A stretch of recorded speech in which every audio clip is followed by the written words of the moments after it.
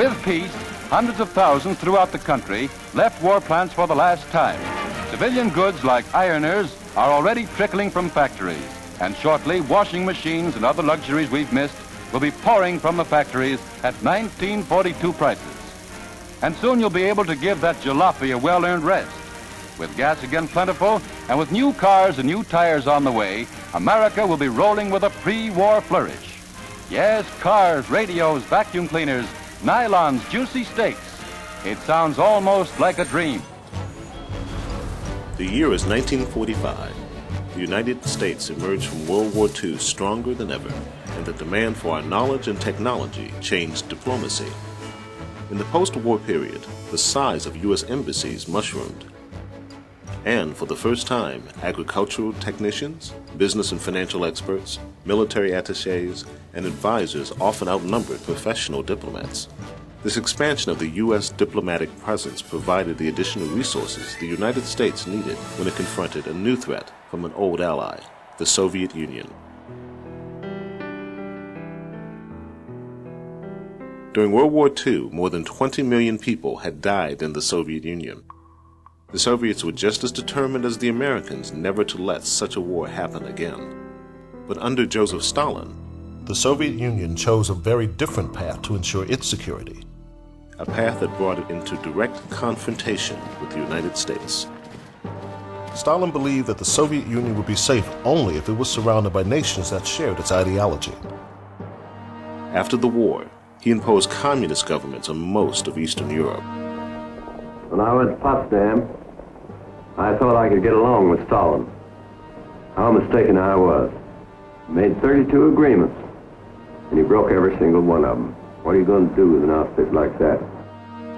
No one wanted another war, but the West was uncertain how else to stop the spread of communism. George Kennan, an American diplomat in Moscow, provided the key. He argued that the United States had to be a leader and use diplomacy to firmly resist the Soviet challenge. This policy became known as containment, and President Harry Truman followed his advice. I believe that it must be the policy of the United States to support free peoples who are resisting attempted subjugation by armed minorities or by outside pressures.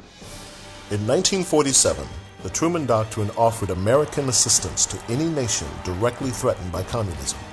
And in 1948, the Marshall Plan set in motion a massive economic aid program to assist European countries devastated by World War II.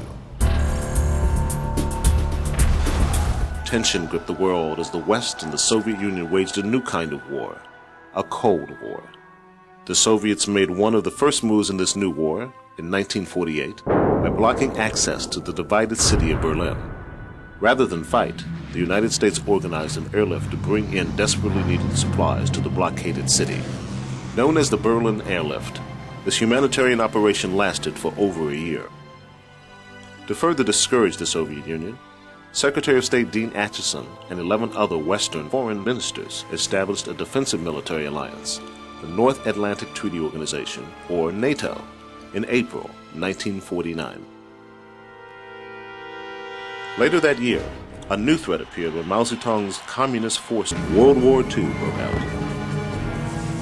And in December 1941, Japan's surprise attack on Pearl Harbor drew the United States into war. We are now in this war. We are all in it, all the way. Every single man, woman, and child. Ironically, World War II gave diplomacy its greatest prestige and visibility ever. We are going to win this war, and we are going to win the peace that follows. President Franklin D. Roosevelt traveled the world to meet face-to-face with our wartime allies. The world leaders gathered in Casablanca, Cairo, Tehran, Yalta, and Potsdam to formulate war strategy, but they also tried to agree on a vision for the post-war world. They let the diplomats work out the details. World economic and trade issues would be handled through the International Monetary Fund, the World Bank, and later the General Agreement on Tariffs and Trade. A new international organization, the United Nations, would handle issues of world security. Like the League of Nations, the UN was based on idealistic principles. But it had two things that the failed League of Nations did not: U.S. participation and the option of force to back up UN Security Council resolutions. After the war ended, the United States emerged as a superpower. With a whole new world came a whole new kind of war, the Cold War. And with the threat of nuclear weapons, Both war and diplomacy would never be the same again.